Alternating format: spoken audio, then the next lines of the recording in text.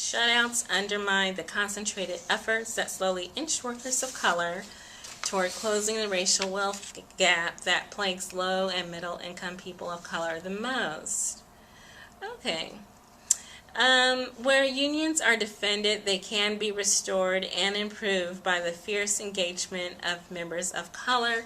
And then in the previous episode of Blue.Green.Fusion, and then also an episode way back in January during Black History Month, not Black History Month, but around the time of Martin Luther King Jr.'s birthday, I did mention the fact that workers' rights, unions were actually a very important focus of the work of Dr. Martin Luther King.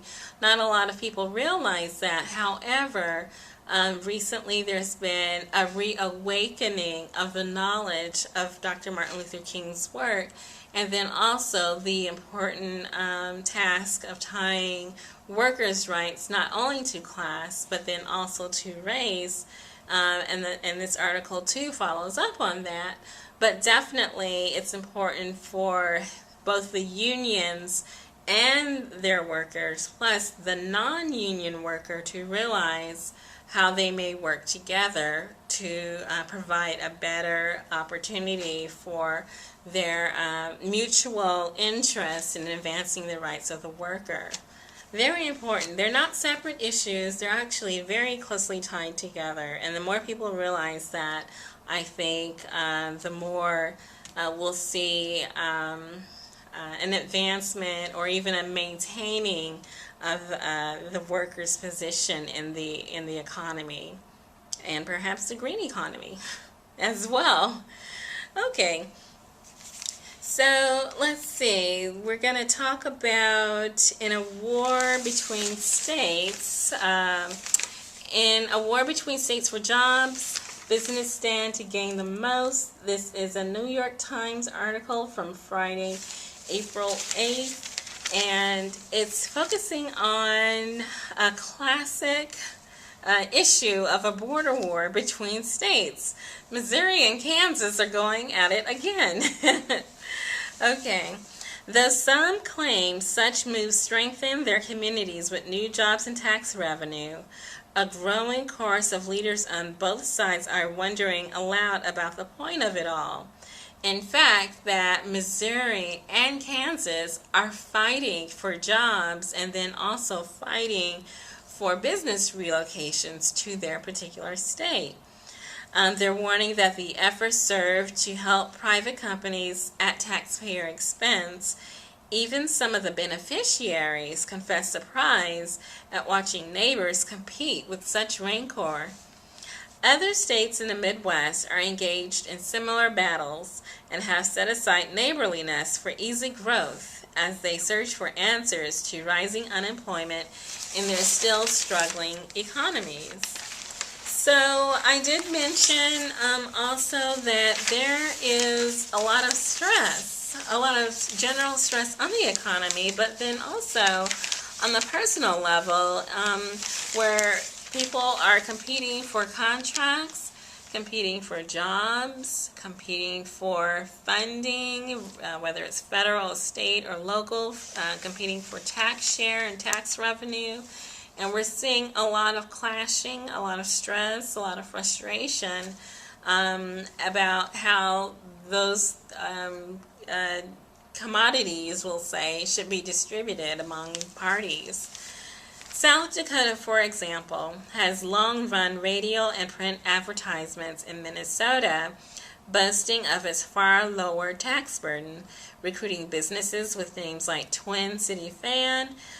Governor Dennis DeGard of South Dakota argued that it was usually more effective to recruit businesses from neighboring states because they already know the region.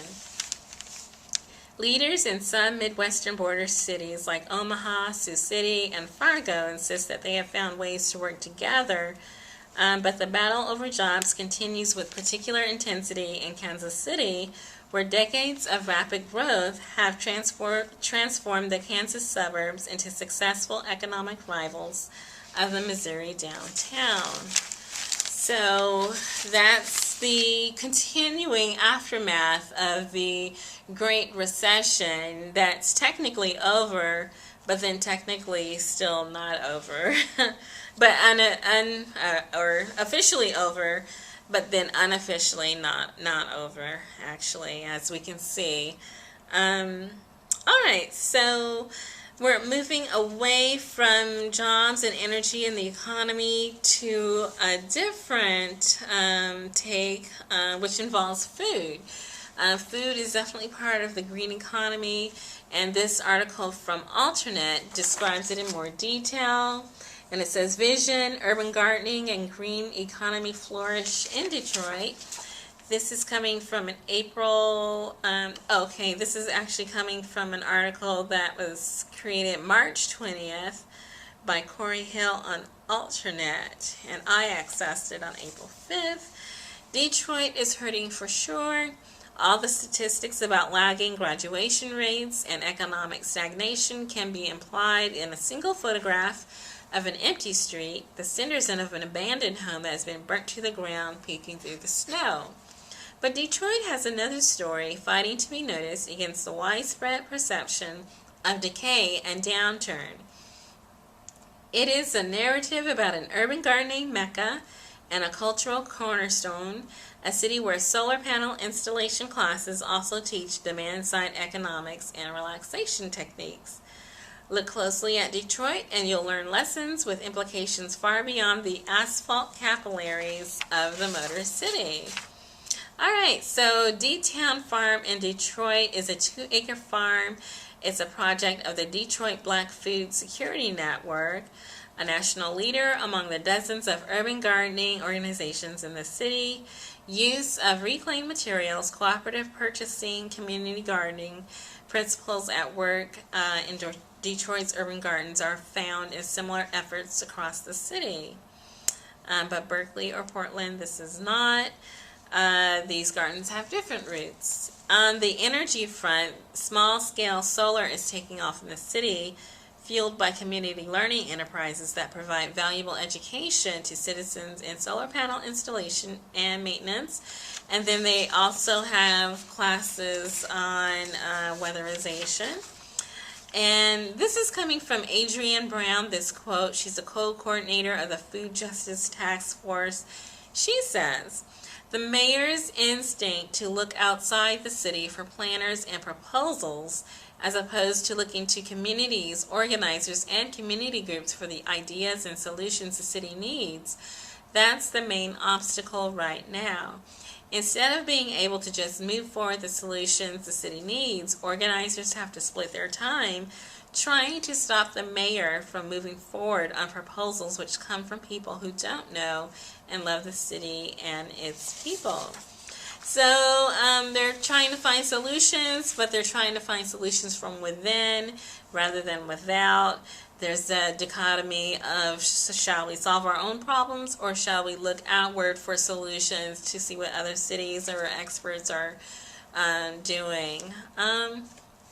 They're also talking about the factories that once made Fords and Chevrolets that can be converted to make solar panels, electric streetcars, and electric cars. And that's something that has been discussed about Iowa too, whereas we had factories that created farm machinery or even printing machinery that have been converted to a renewable type of manufacturing. And they're saying that perhaps the car industry could be converted into green manufacturing, which is a thought. City leaders, according to this article, are not opposed to green manufacturing. In fact, the mayor has already proposed using federal money in support of a light rail project. But for Detroit to become a green manufacturing center, the effort would require significant subsidies, rebates, and investment incentives.